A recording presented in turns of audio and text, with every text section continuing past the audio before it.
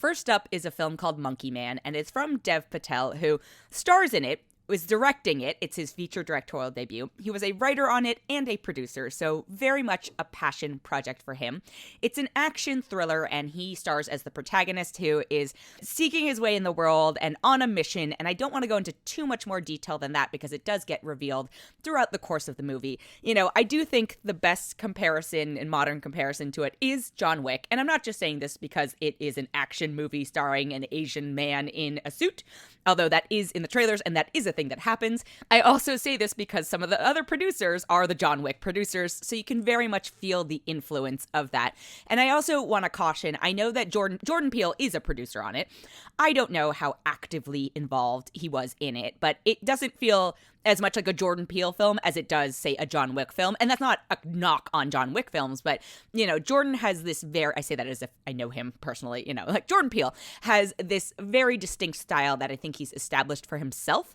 And I get the sense that in a kind way, he is lending his name to this as a producer in a similar way to like a Guillermo del Toro will do, where they're excited about the project, they're excited about the talent, they want to make sure it gets seen, but tonally and stylistically, like they are not as involved. So I just want to give you that heads up and set your expectations. That's not to say this is a bad film. It's just a Jordan Peele horror type film.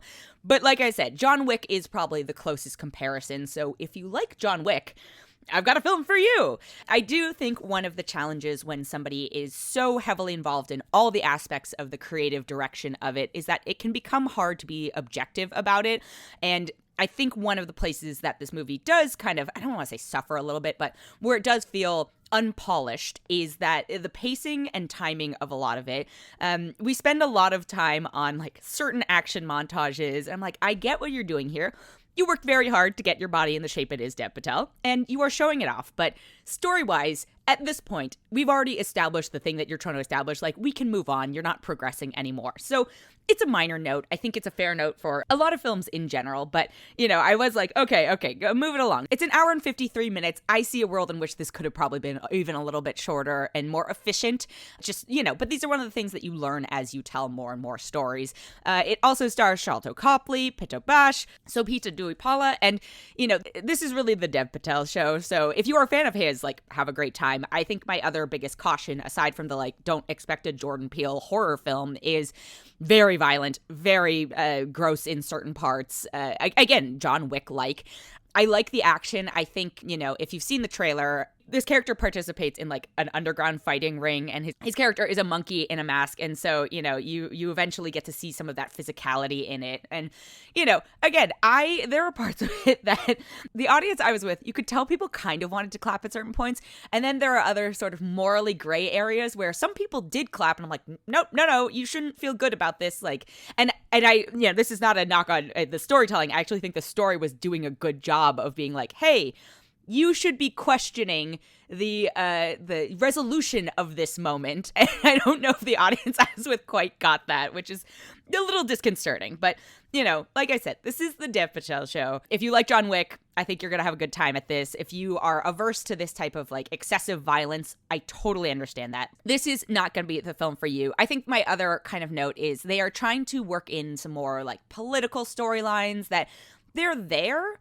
I just think that there is a way that they could have maybe more subtly woven them in versus feeling a hesitance with this being your first kind of like rodeo on as a feature and being like, okay, I have to overemphasize here because I don't know if I trust my audience or my audience trusts me. You know, maybe that's where it's coming from. But it's definitely a rough film. But I think in terms of the category it is attempting to be in, and I don't think it's trying to hide itself, you know, it is a noble entry into that. So I'm going to give it a 3.9 out of 5. I think I might be being a little bit generous. But again, Dev Patel is a very charismatic character on screen. I think, you know, he's trying to figure out how to strike that balance of like, oh, I'm supposed to be like, again, basically from like not an affluent background, not to go back to like the Slumdog Millionaire days, but, you know, he's trying to strike that balance of like that. And then also he looks like a Hollywood star at this point. So, but yeah, 3.9 out of 5 for Monkey Man. The next film I have is a documentary called Girl State. And this is from the same team who did the documentary Boys State. Now, I was not familiar with the Boys or Girl State programs at all going into seeing these documentaries. So Boys State, the film, was my first sort of exposure to these.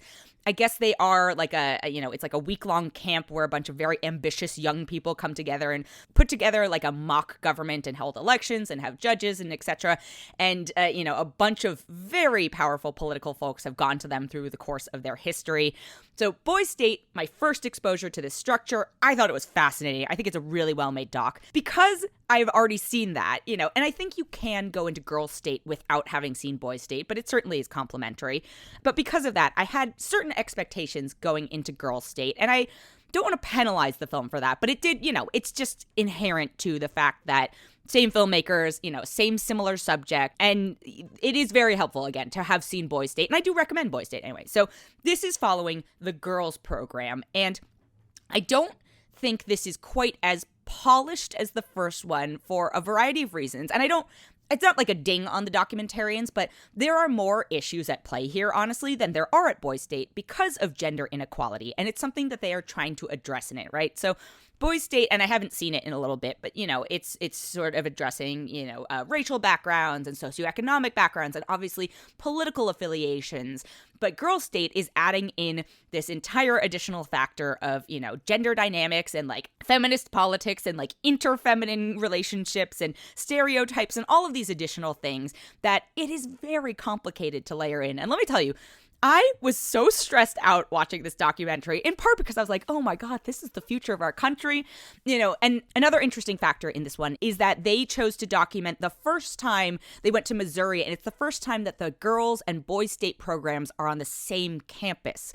So really interesting. And it basically, this one is starting to go into, okay, well, what are the inequalities between these two programs, right? And I don't think this should be a surprise to anyone, and it's a very unfortunate reflection of like the world as it is, but the boys state program, much better funded, and the girls, not so much. And they are starting to figure that out, and it is a storyline in it, right? I don't know if I was expecting that going into this because I was expecting this to be about the politics.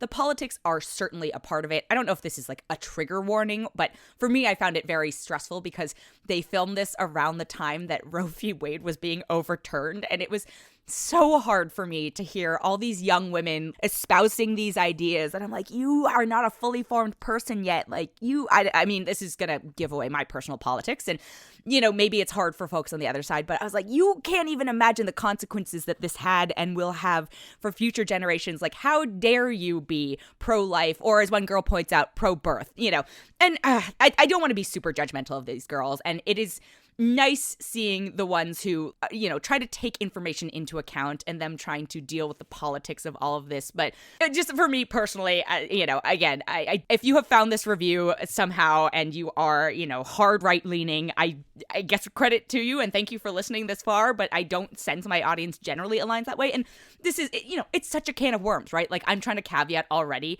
And that's what this film is also struggling with, is that they are dealing with such complicated topics. They pick the timeliest possible moment to visit Girls State, all of these things. Seeing the differences in the programs is like, seeing Boys State, I was like, oh, this is a little cult-like already. Seeing Girls State, I was like, oh my God, I do not know what is happening here. So it is a well-crafted overall, sometimes a little like messy, but I think that they were trying to figure out like the course of the story as they were going.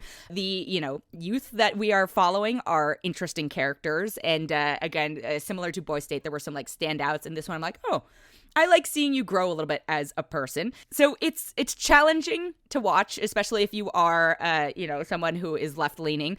But I think overall, it's still like a fascinating look at this weird microcosm of a program that I had no familiarity with. So I am going to give this a 4.3 out of 5.